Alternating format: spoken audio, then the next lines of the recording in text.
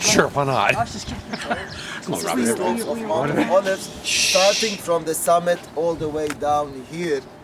And where we are right now, this is a Jewish cemetery. It's a graveyard. It's the oldest in the world. It goes to the time of King David, means 3,000 years old, this cemetery. Some scholars, they say it might be 150,000 tomb is here, but nobody knows.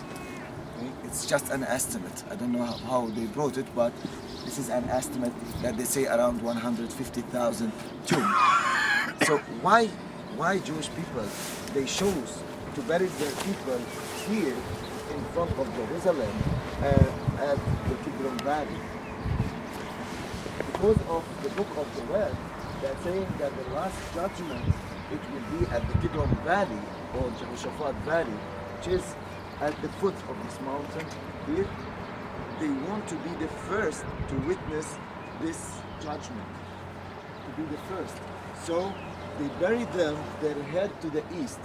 So when they will stand up facing what is going on, what will be the judgment outcome. It's still functioning up to today. Many people, they are buying tombs from the United States, from Europe, they are buying tombs.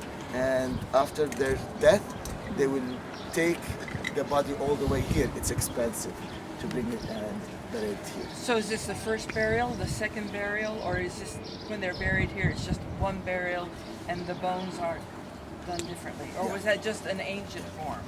It was an ancient Okay. form, exactly. The first temple period has its own way of burial. The second temple period has a different way of burial, and nowadays it's taken, they just bury the body here and they will keep it. So, this is the Jewish cemetery, and if you look to the tombs, you will find stones. And people say, why they are putting stones? As Christians, we put flower, and for the Muslims, they will put a palm branch on the tomb. But why the Jewish, they put a stone? There is more than one translation or tradition about it, explanation. One of them, it goes to the time of Joshua ben Nun. Remember yesterday at Megiddo, I pointed to you where is the Sea of Galilee and where's the River Jordan. Okay, I told you that Joshua ben Nun, he entered there. What happened with the Jordan River? Split apart, become two parts, and they just cross it. When they cross it, he called 12 men to take stones from the River Jordan as a remembrance. So those stones is a remembrance for the dead. There is another translation saying that a stone representing you as a human being, that you are from dirt to dirt. And stone is representing that. Where we are crossing now, this is the Palm Sunday way. Up till today, all the congregation, the Christian people, they are gathering at the top of Mount of Olives, and they are walking all the way down here, all the way to Gethsemane, and then they will go to Jerusalem. Some people, they say, Jesus was a rabbi, Jewish teacher. And for the rabbis to go through a cemetery, it is something that it is not clean. Spiritually, it's not clean. Okay?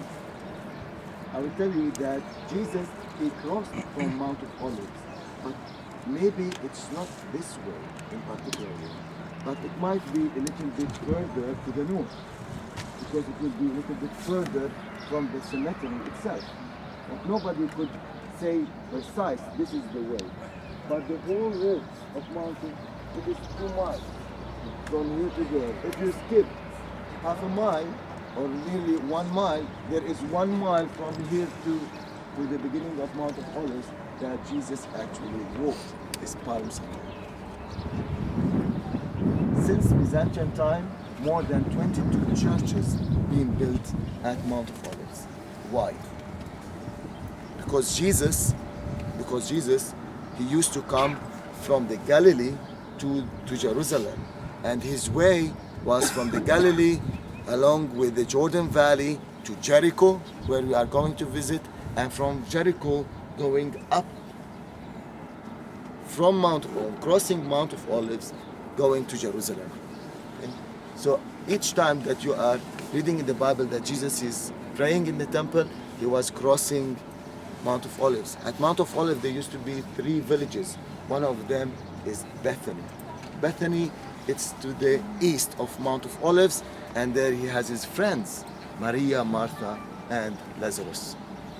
And why he has friends in a village, he didn't stay inside Jerusalem? Because Jerusalem, at the feast of the Jews, at the time of Jesus, the gathering inside Jerusalem, it will be more than 300,000 people. So you could imagine that everything is booked. Everything. People they will find villages so close to Jerusalem to stay in. And Jesus, he chose Bethany because his friends was in Bethany to walk. And why Bethany is not Jericho? Because Bethany during Shabbat, okay, you have a distance that you cross. If you exceed this distance, you are breaking the Shabbat rule. Okay, so the distance between Bethany and Jerusalem, this is actually within the distance of the Shabbat rules. Okay, so what we will do, we will go back to the road and we will enter Patre Nostre. Patre Nostre to your right. This is a church being built in 1930s by a famous architect called Barluzzi, Antonio Barluzzi, and this is to remember that Jesus, he wept over Jerusalem. He designed the church to look like a bottle, and the name of this bottle, or this jar, we will tell you about it there. First, this is Jerusalem. I was intending to say it demonstrated, but I will say it. If you look to the walls of Jerusalem, this is Jerusalem. Now 35,000 people living inside Jerusalem, and it is less than a mile, square mile. It is divided into 4 quarters. You have the Muslim quarter with 22,000 people. You have the Christian quarter, around 2,000 people, including the Armenian quarter. Armenians is Christian, but they are the first nation that will accept Jesus, the Armenians. Okay? They do have a quarter inside Jerusalem, and the Jewish quarter, including the Western Wall, is the rest of the people. So we are talking about like 11,000 Jews living inside the old city of Jerusalem. This wall that it is built around Jerusalem, it has 8 gates. One of them is sealed, and this one that is sealed called the Golden Gate or the Mercy Gate. Where is this gate? If you look directly here, you will see in the middle of the wall there is like a tower. In the middle you could see the lintels of 2 gates being sealed. They were opened by the Turks and they were sealed by the Turks. And beneath it, later on, it became a cemetery, and this cemetery for the Islamic, for the Muslims. There is one official and one non-official. The official one saying why they actually they sealed the gate because it's for security. Others saying that it is to prevent Jesus coming from the east. But Jesus will come from the east, and for that they did the cemetery and they sealed the gate. Okay? So I could put it in implications. And if you go to the right, there is another gate. You see this gate? This is St. Stephen's Gate. So what we are going to do, we will go down to the Kidron Valley and we will walk through St. Stephen's Gate inside the old city of Jerusalem. If you go to the left of the walls, see the walls here? You will see a big church with dome. This is the Dormition Abbey. And this area around the Dormition Abbey, we call it Mount Zion. Mount what? I'm sorry. Mount Zion. Zion. So Mount Zion, at the time of Jesus, it was inside the old city of Jerusalem. Nowadays, it is outside. Because the Turks, when they decided to build, the group they will pass on. The Turks, when they decided to build the walls, it was including in their plan, initial plan, to include Mount Zion, because they had some problems with the Europeans and they were expecting a war, but at a certain moment, this kind of distribution, or this kind of quarrel between the Europeans settled down. So we'll say why we should spend so much money to include Mount of Zion, so they're excluding it. But this is Mount Zion, this area here. If you go down of Mount Zion, you will see like a small neighborhood with a lot of houses. This is what we call it David's City. David City, why they are calling it David City? Because David, when he came all the way to Jerusalem and he took Jebusite city, it wasn't inside the walls here. It is outside the walls, down where is the houses down. This is the original Jerusalem. When David he came, he found a walled city. Down where's those houses, it was walled. And he found the mounted to the north of this city called Mount Moriah, where Abraham took his son Isaac to sacrifice him. Okay? We will talk about it more when we will reach it. Okay?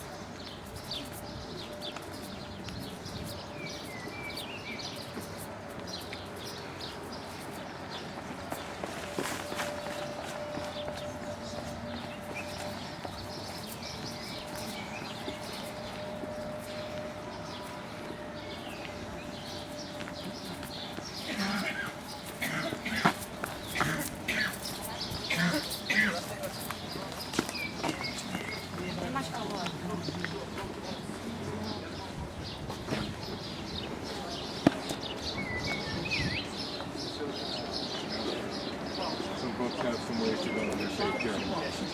Vulcanized rubber tire might be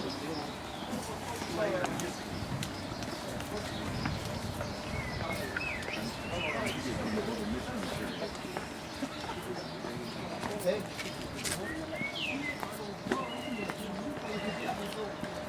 So, this is the church. And that is our Jerusalem. I'm seeing. How do I do? Yes, Abs, it's our belief. Some churches, they show different directions. If you look in the church, with those corners,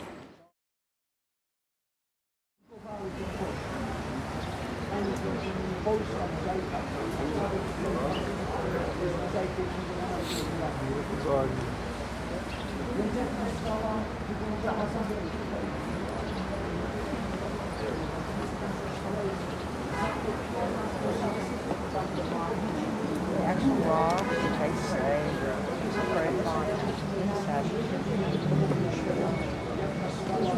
It was, I think there's some people out here today. It used to be able to go all the way around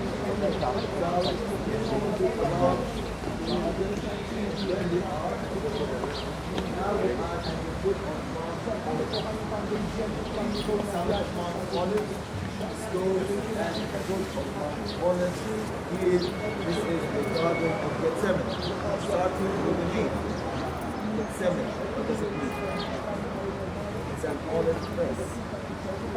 Gethsemane is an olive press. Think about it like this. Believe that Jesus carried his cross and he walked all the way to his last destiny, which is the Golgotha, and his burial place. There are 14 stations. And those 14 stations brought by the Crusaders. You know the Crusaders that they came here in the 12th century, and they brought with them this tradition that it was in Spain, and they brought it to the Middle East here, and they built 14 chapels representing the 14 stations. But the question is, why 14? Why they didn't choose any other number? Throughout history, the number varied before they settled on 14.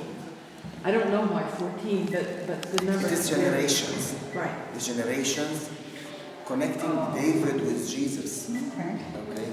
You have from David to the Exodus 14, and from the Exodus to Jesus is 14. Means that Jesus is from the descendants of David.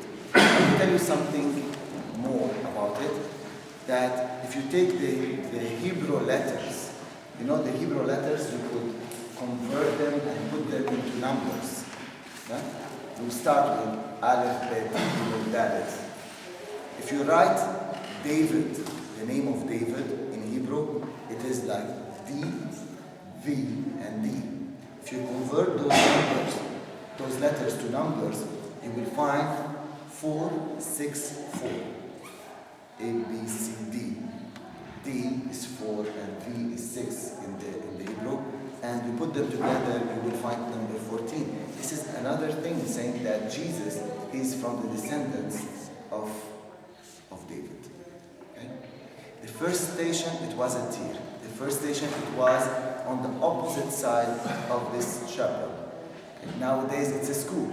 It's Islamic school. It's open every Friday at 3 o'clock. There is a procession. The Roman Catholic Church, they will come, they start from there all the way to the Golgotha, and now we can visit it. Okay? The Franciscan, they built this chapel to remember the first station. The first station is the condemnation by Pontius Pilate. Here, stained glass, you can see Pontius Pilate is condemning Jesus, and the mob, the people behind Jesus, they are asking to persecute Jesus. And Pontius Pilate, he tells them, we could liberate or free one of the prisoners. We have Barabbas to the right or Jesus. And the people, they say, liberate Barabbas. Okay? So this is the first station. The second station is the chapel on the opposite side. We will go there, and then we will see flag tiles. Those flag tiles goes to the time of Jesus, 2,000 years old, and believe that they are part of the Antonia fortress. When we were in Caesarea, we spoke about it, that the Romans, they sent their governor as a representative for Rome in the Holy Land, and they took Caesarea as their base. But if there's a feast for the Jewish people, the governor, Pontius Pilate, will leave Caesarea and come all the way to Jerusalem. Where he will stay? He will stay in a fortress adjacent to the temple, a big fortress. Believe that it is the place where Pontius Pilate was staying. Another tradition says that Pontius Pilate, he didn't stay at the Antonia fortress where we are. He stayed at Herod's palace at Jaffa. Okay. So the Crusaders, they say that it happened here, and we are now following this tradition that I think millions of Christians, they are following it and they are walking to remember what happened. Okay? This is the first station, and we are going to...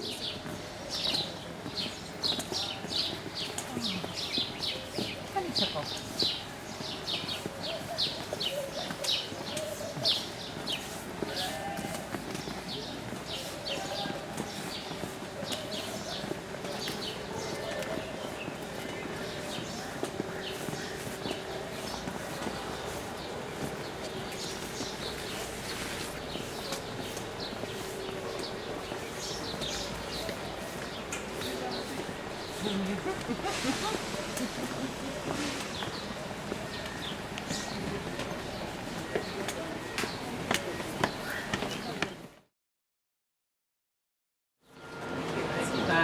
My name is Bob McLean, originally from Scotland. I've worked with the church in different places in Israel since 1993. Only the last 4 years here at the Garden Tomb. There'll be 3 stops on our tour. We'll begin here. We'll move right into the middle of the garden. We'll finish at the tomb. It should take us 20, 25 minutes or so to do that. And I hope by the end of that time, questions that you're likely to have would be answered. Well, I'm open to questions. If questions arise, I will try and answer them.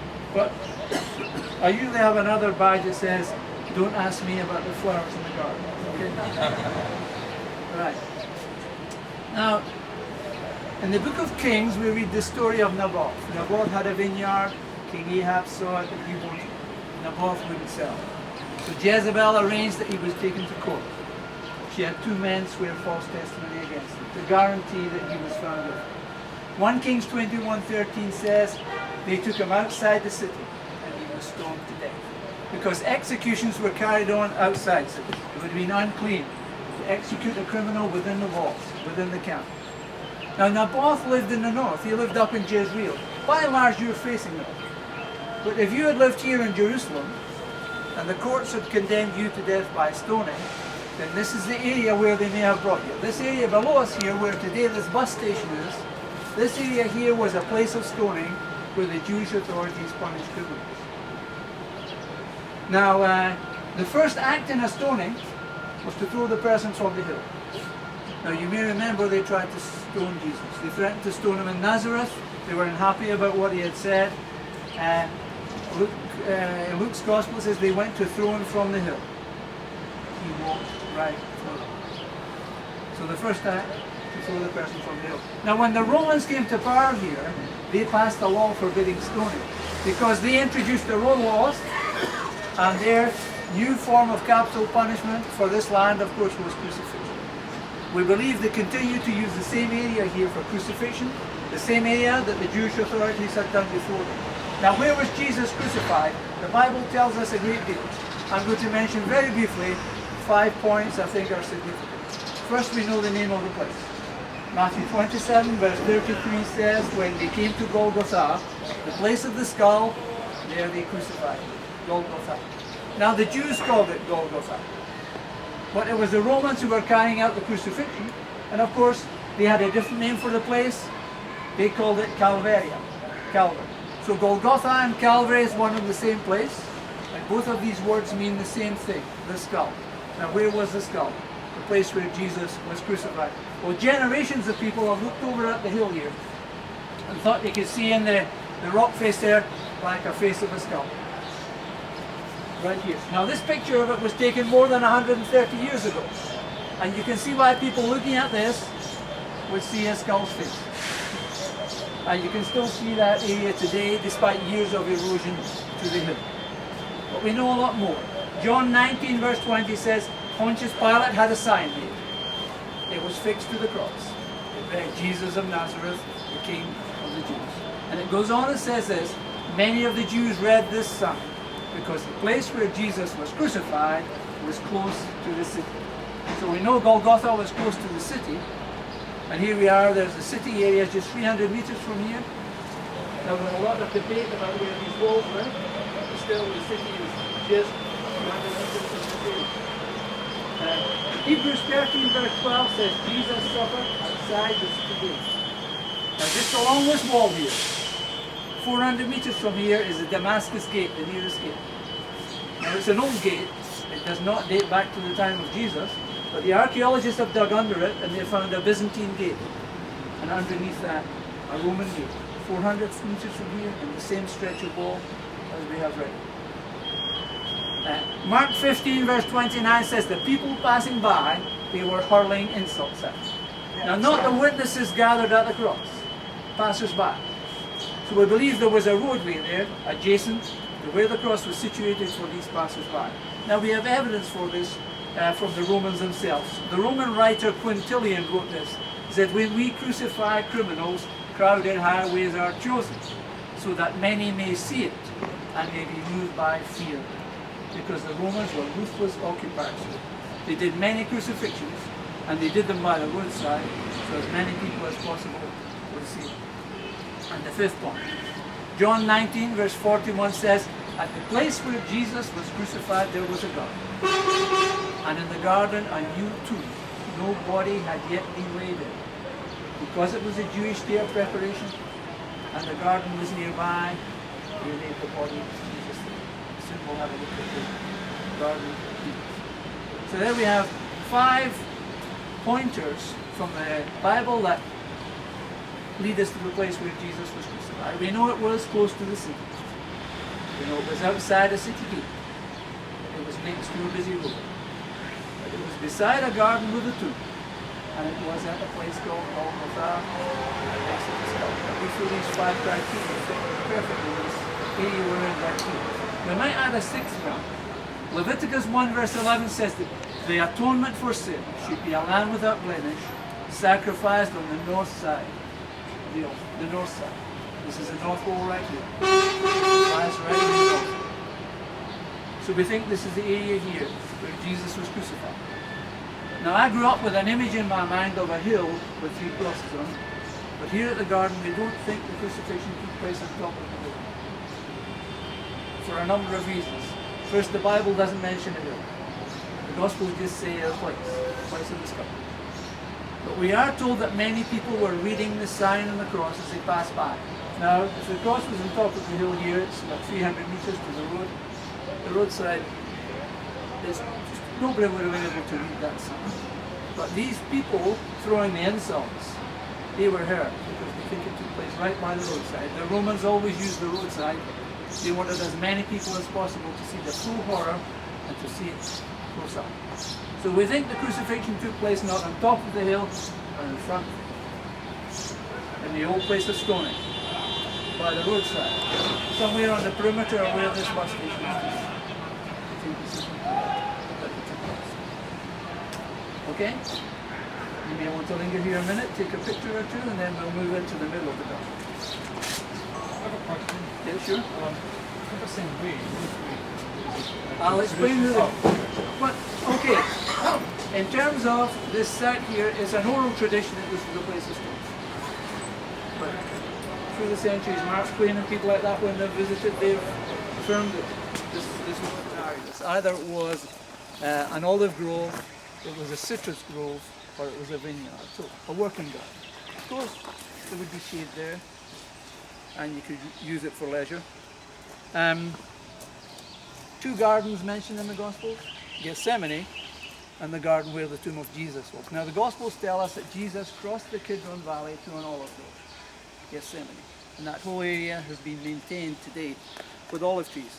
But there's not one word to tell us what was growing in the garden where the tomb of Jesus was. I wanted to see this here because the archaeologists say this is the best example of an ancient wine press they've found in the whole of the country. It was here 2,000 years ago. And this is how they would have used it. They would have laid down straw. They would have laid the grapes on top of the straw.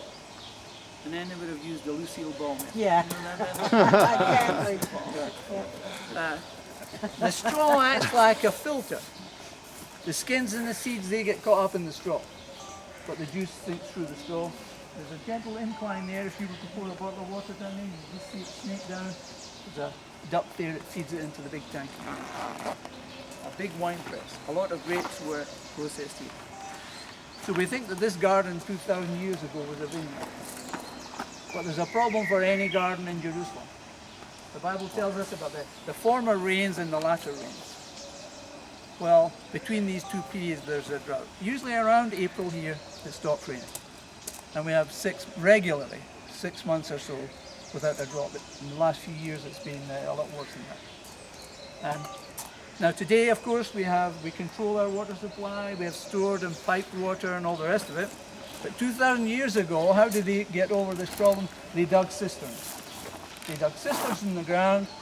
During the rainy season, the hope was they would fill up, and that would tide them over to the next rain came.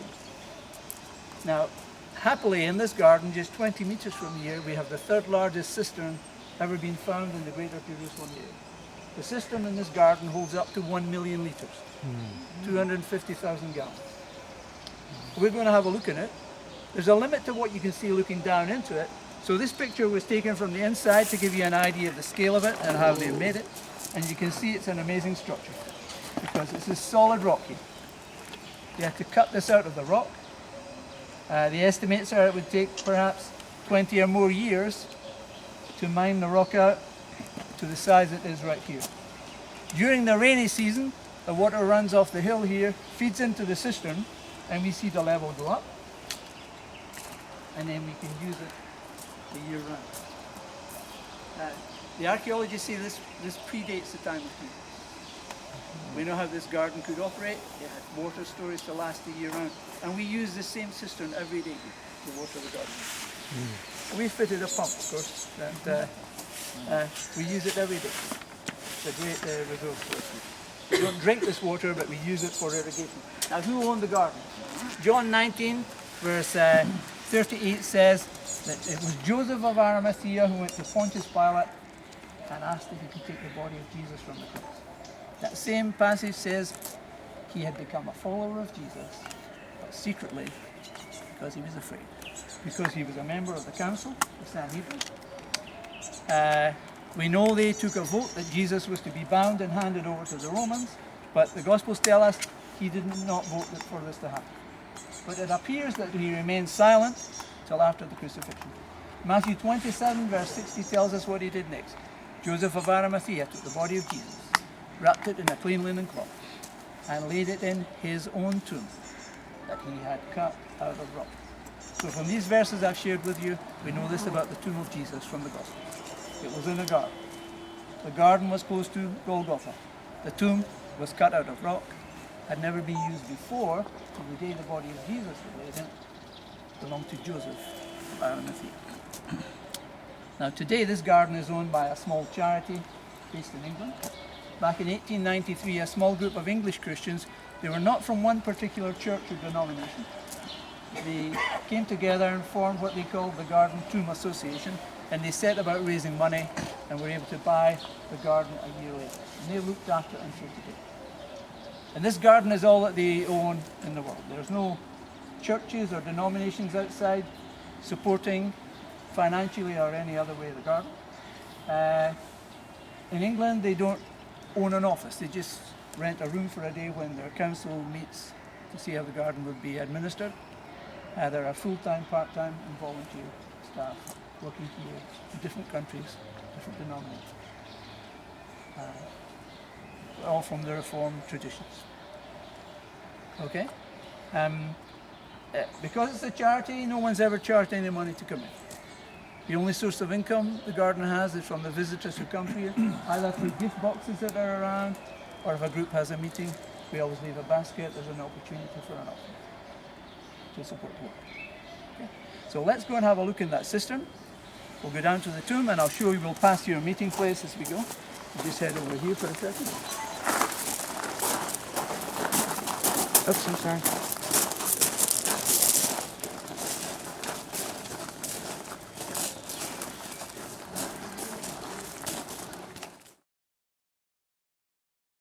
It feeds right in, there's another cistern in the corner, and we use the water in there also. This is solid rock from top to bottom. Every inch of the tomb, you have to cut out of the rock. Now, craftsmen made this tomb. You'll see when you go inside. It's a beautifully made tomb, a rich man's tomb. This great crack in the rock face here runs right into the hill here. If you follow with your eye, you'll see it run up across here and up and over and cause damage here. And now, eventually it was decided this area more than 100 years ago, this was unstable, this part of the tomb, so these stone blocks were put in. The original door to the tomb stood to about this height here, to around here. And when they repaired it, they extended it purely for the benefit of visitors, many of whom would have difficulty going in and out of the tomb. Now I mentioned these 5 things about the tomb. Let me mention 3 other things that the Gospels tell us. Mark 16 verse 2 said the women were the first to come, and on the way there they were discussing with each other who will roll the stone away from us. So we know the tomb was sealed with a rolling stone at the entrance. Now if you look in front of the tomb here, it's like a small wall here, but this is handmade. They had to cut this out, and this is the channel here for the stone. The stone would fit in this channel, and then they would use brute force, and they would rotated in front of the entrance to the tomb. How many are in your... Have you got enough seats? You okay? Of course, to the woman's surprise, when they arrived, they found the stone rolled away. Now, John 20, verse 10 and 11 tells us that Mary Magdalene went to the tomb and she didn't go in. It says she bent over to look in. She went to tell Peter and John. They set off running. John got there first, and it says he bent over to look in. So we know the tomb of Jesus must have had a relatively low door, because they all had to stoop down to look in. And we know they could see from outside directly to the burial place. Now, this plan of the tomb will help you to see that. You'll find when you go through the doorway here, that inside there are two rooms. Side by side, these rooms. Separating the rooms is a very low stone wall. It's only about the height of this channel for the stone here. Now in the first room, they would have gathered around the body and mourned here. So this is called the weeping chamber. Now, a rich man would have a weeping chamber in his tomb. And after mourning, they would lay the body in the burial chamber next to it. Now the burial place is this one. It's marked number 5 on this particular chart here. The burial place here. Now when you go inside, you'll see that at one end of the burial place, for the head, there's a stone pillow, a sloping stone pillow being cut. The head would have been laid here when they laid the body down in the burial place. For the head, a sloping stone pillow. And opposite it, you'll see a body clearly cut out to accommodate the feet. Now, area opposite here where they would have, the feet would have fit in there. So the body would have lain across here, head to feet. Notice if you're outside, standing right here, just like Mary or John, you can see directly to the burial place. There's an unbroken line of sight, straight to the burial place. Now there's another burial place in the tomb, right here. And notice they're parallel. This one has never been finished. And if you take a compass inside, you'll see this is facing the east. Dame Kathleen Kenyon, the archaeologist, noted archaeologist in this area, says this is a typical Jewish tomb from the 1st century. She would say this is the tomb of Jesus, but she says it's a typical Jewish tomb from the 1st century. Now we'll leave these around, you can have a look at them. Now I tried to use just scripture verses all the way through to show this place is consistent with what we read about in the Bible, and it is, there's no question. Sometimes at the end of the day when we go into the tomb, we find people have left prayers in there. They write them on pieces of paper like they do at the Western Wall, and sometimes they poke them into crevices, or sometimes they leave them there. Well, we take them out at the end of the day. We appreciate there are prayers, but we don't want to encourage the notion that this is a fast-track mailbox to heaven. Because we believe the Lord sees us wherever. They mixed the three religions in one book. Okay? And this is the story, what happened here, that Jesus is speaking with Peter and told him, look, you will deny me 3 times before the rooster will crow. And Peter said, me, no, I will not deny you. How could I? And everybody is wondering how could Peter deny Jesus 3 times.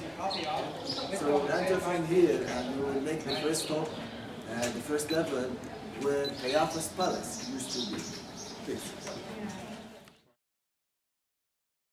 Second level is the garden, and the third level is the prison or the pit, where believed that Jesus was kept there at least for 1 night. Okay? At the palace itself, there were a court with their councils called the Sanhedrin. Usually the Sanhedrin is around 70 people. But if it is important, 20 of them, it's enough. So believe that this council, the Sanhedrin, they gathered here, 20 people, and they condemned Jesus. If you look at the painting here, you will see Jesus in the middle and the Sanhedrin around him. And they accused Jesus with blaspheming. Blaspheming, Jesus is denying God. And to show this, the painter, he want to show that the court they condemn Jesus with blaspheming. They cut part of the rope. This is the tradition there. If you are blaspheming, denying God, they will cut their color, this part. Okay? But the painter here, he wants you to show it, to express it more. So the member of the Sanhedrin, he's cutting part of his robe, maybe half of his robe. Let's see. This beautiful mosaics here that you could see that Jesus is actually led down by the soldier to the garden where Peter was, and you could see the look of Jesus to Peter saying, or reminding him that I told you that you would deny me 3 times. To this mosaic, you could see Jesus in the middle of his gospel, or his disciples. There are 11 of them. Usually we see them 12, but here there are only 11. Now we are going down. We will stop where we believe that the garden was, and after that to the pit. Please.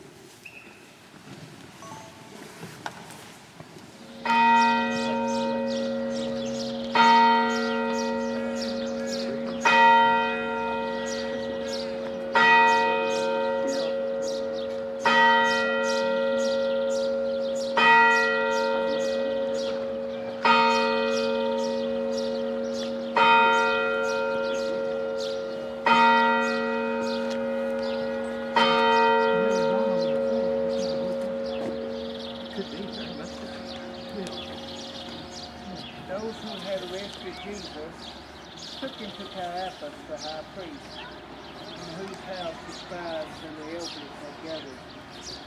But Peter, who was following him at a distance, as far as the courtyard of the high priest, and going inside, he sat with the guards in order to see how this would end. Now the chief priest and the whole council, they were looking for false testimony against Jesus so that they might put him to death. But they found none, though many false witnesses came forward. And at least 2 came forward and said, "This fellow said, I am able to destroy the temple of God and to rebuild it in 3 days." The high priest stood up and said, "Have you no answer? Why is it that they testify against you?" And Jesus was silent. Then the high priest said to him, "I put you under oath before the living God. Tell us if you are the Messiah, the Son of God." And Jesus said to him, "You have said so. But I tell you, from now on you will see the Son of Man seated at the right hand of power and coming on the clouds of heaven." And then the high priest tore his clothes and he said, "He has blasphemed. Why do we still need witnesses? You have now heard his blasphemy. What is your verdict?" And they answered, "He deserves death." Then they spat in his face.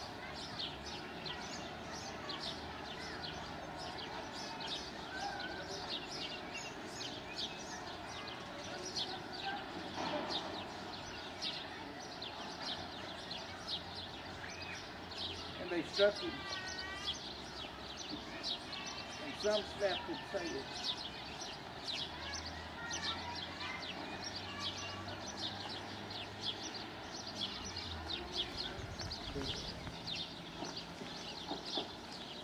This road all the way down there to the building there. So it is 80 meters in width. To imagine how big this Jebusite city is, 80 meters. This is the hill of Jebusite. It was walled city. And then between this city and the Temple Mount, where is the mountain with the rock, there were a valley called the Ophel Valley. So what they did, they filled this valley and they connected Jebusite city with the Temple Mount, and they built this city. So it started to the south of the wall of today. Later on, when Solomon he came and he took Jebusite, he took Jerusalem, he added to it the Temple Mount and he surrounded it with a wall. As I told you, Jerusalem destroyed more than 22 times. Actually, the course of history, 22 times was destroyed.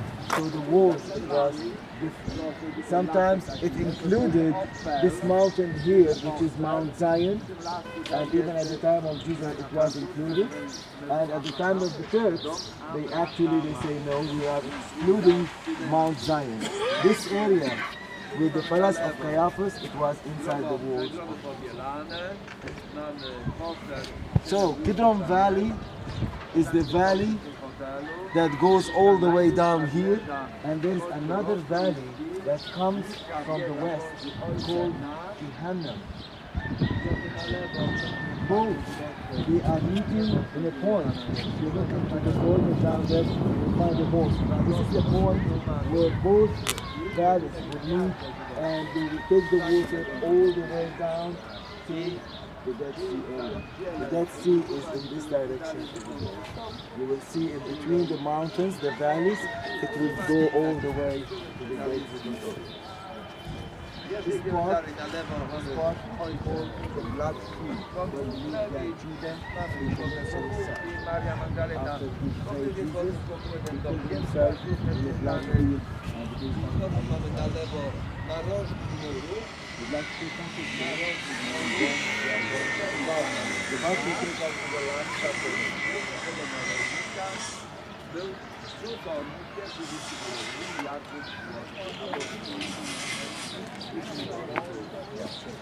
Jesus with his disciples, they were gathered here, they sat on the chair. No. Smaller. How would look like the table at the time of Jesus? The Last Supper. How it looked like the table. Exactly. It was a U shape like this. Yeah. And it was a low chair. Yeah. And there were no chairs.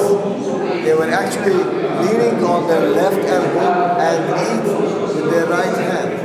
For that, if you are a thief, they will actually cut your right hand. Why? Because if you are sitting with other people, they will know that you are a thief. And it's a big shame at that time. Okay? So they will lean on the left elbow and eat with their hand, right hand. And Jesus used to sit where? In the middle. Yeah? No. Jesus used to sit over here on one of those sides for a reason. In the Middle East, it's very important to look to your dish. If I invite you to my house, I will offer you a food, a rice or a sauce or whatever. If you finish your plate, I will offer you more. And sometimes it's not voluntary, you have to eat. It's part of, generosity and courtesy and all of those things to give it. Jesus was from the Middle East, and he need to see all your plates, and you have enough food. Okay? So the best place is not in the middle, because if I am sitting in the middle, I can't see the people beside me here. I need to be in an angle that I will see everybody. Okay? So Jesus will sit in the middle of this side here, and the guest of honor will sit beside him. Who was the guest of honor? John. Judah. The 11, they were from the Galilee, but Judah wasn't from the Galilee. And he was the guest of honor. He ate from the dish of Jesus. Yes? So he is the guest of honor. And there will be the person that is serving, bringing bread, giving to Jesus, and Jesus will give it to the rest. So Jesus, he didn't sit on his chair and in the middle. He was sitting on the floor and in one of those places. Yeah? So Jesus, he took the bread, he broke the bread, and he blessed the wine. And this tradition that comes from the time of Jesus, it passed all the generation until today. Even this morning we had it. So it started from the upper room. Isn't this a place or somewhere around Nobody knows. But this is Mount Zion, just a small mountain. It happened somewhere. It might happen here, but nobody says that. This is Jesus where he said, and he signed it. So they came, the Crusaders, and they built a church. And this church still exists up to now. This is a Crusader style. It's from the 12th century. This is what we say, we call it the Gothic style. After the Crusaders, they built the Muslims. The Muslims, they destroyed them. But they said, they converted the resources. And to convert it, the building is a niche. You just have to put the niche. This is a niche. And this niche should face Mecca. Because they are so they will put it in and they will change the glasses and make it another rest and they will come. Later on they came, the Jewish people, and they found a tomb on the first part of this building, and they said, this is Mount Zion, and there is an ancient tomb, so it might be David's tomb. Later on, the archaeologists, they discovered that it is not from the time of David, it's much later, but can't even dismantle it. They have to bypass it. They put or pave a road connecting those settlements with Israel or with Jerusalem, so it will be connected to each other. Others that is smaller, they will think of dismantling it. But this peace talks was freezed, and in the year 2000 another uprising was breaked out and it didn't continue. This is a checkpoint here.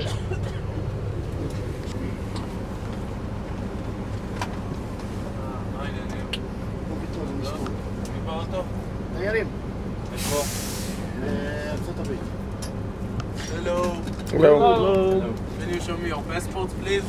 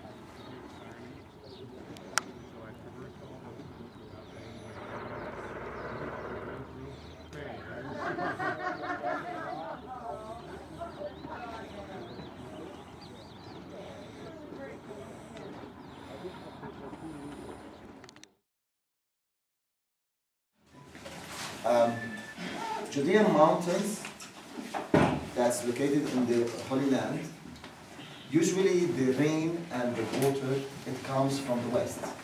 And the west is from here, from the Mediterranean. So the wind is carrying all the rain with clouds, and then when they reach a summit of a mountain, what they will do, the clouds, it will actually gather, and there will be rain. Okay? But those clouds it will go and it will cross to the east.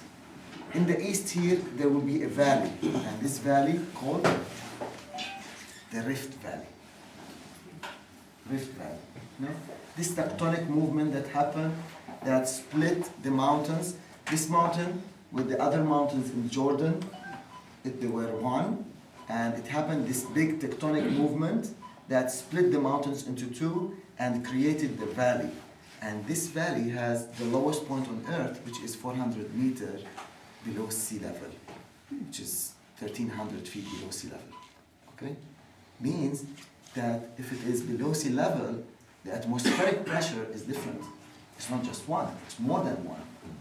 So the clouds, when they cross to the east, they will find this kind of difference in atmospheric pressure, and it will scatter. And there will be no rain, or nearly no rain, on the east side. For this side, the western part, a lot of vegetation. To the east, it's a desert. Okay? And who is the dwellers of the desert? It's the nomads. And the main profession is shepherding, and they are actually wandering from one place to another place. They do have camps.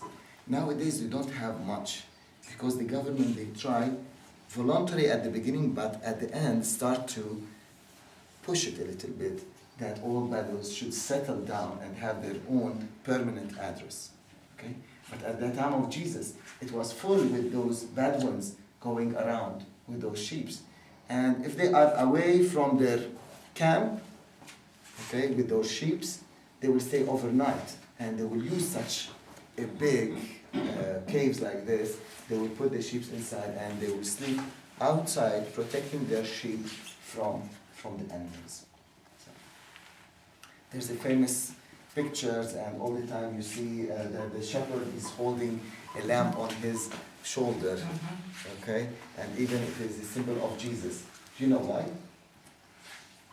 It's to break the legs of the sheep that wander off and put on the shoulder so the sheep won't go away anymore, because that way you can keep the sheep together. Yeah. So this is the way that the Bedouin, if there will be a wanderer sheep, okay, he will make it as an example, so they will break the leg of the sheep. But they will not leave the sheep, they will put it on this shoulder for 6 weeks. 6 weeks, so the bone will be healed, and then actually there will be a very strong bond between the sheep and the shepherd afterward. Okay?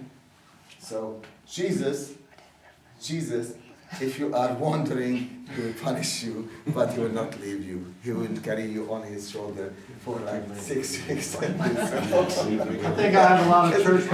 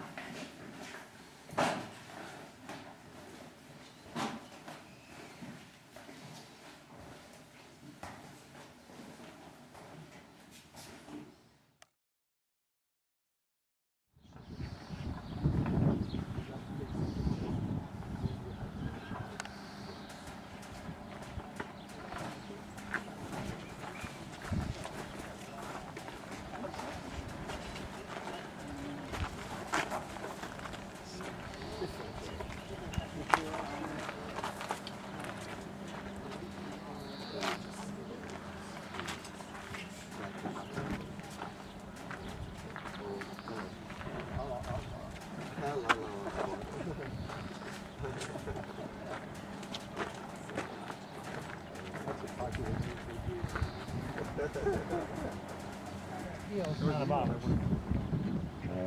little bit further. Yeah, A little bit further. right. That's what I mean, yeah. But where we can't see it now. You can see it. Okay.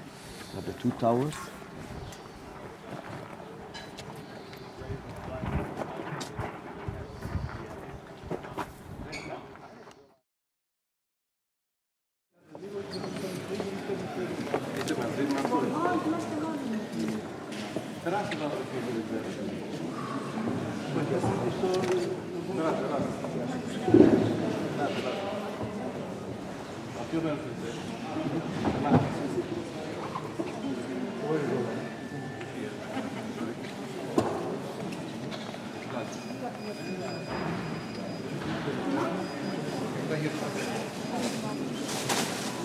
Давай. Хорошо.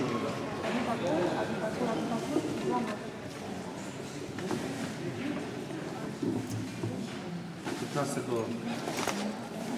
Дальше.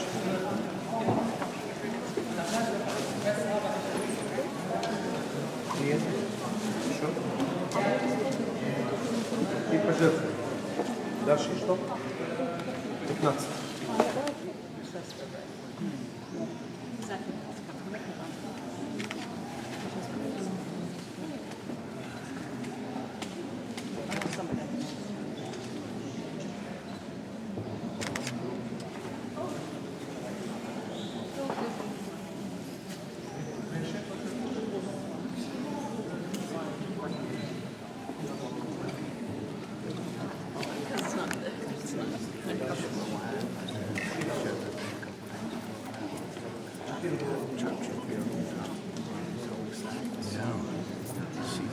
She got quiet. She didn't think to read. She says, church service, you know, all them people coming and going. I don't think that's regular church service. That was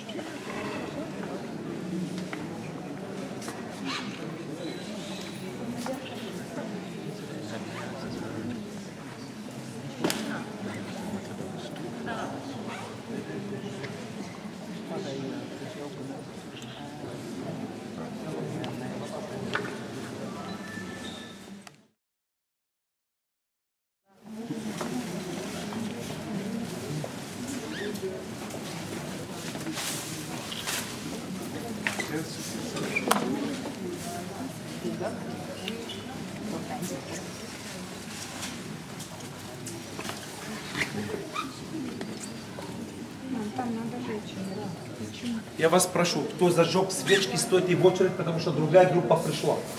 Тут можем ждать 2 часа, если вы не пойдете в очередь. Стойте в очередь.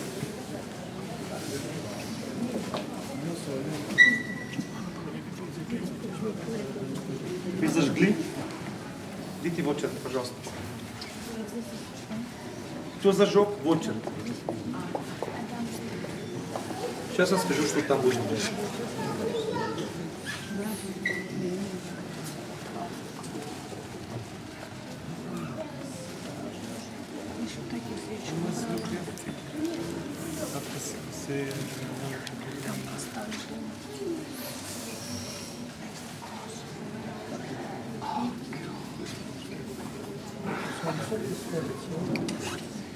Все нормально?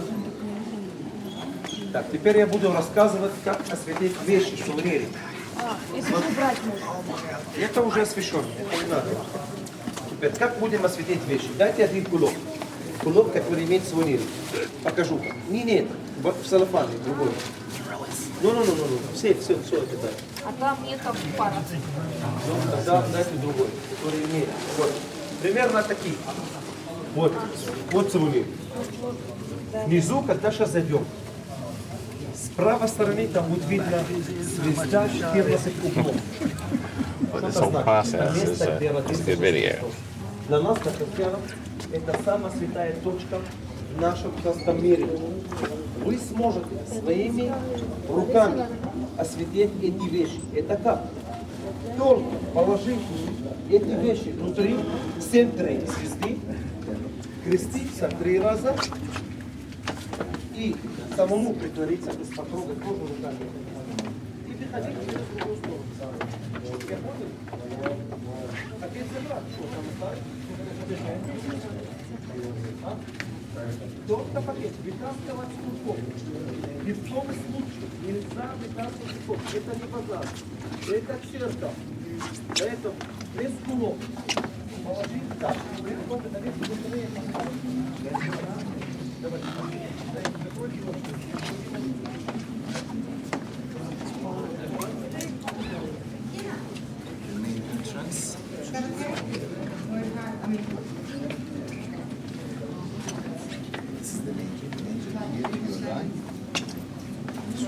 Okay.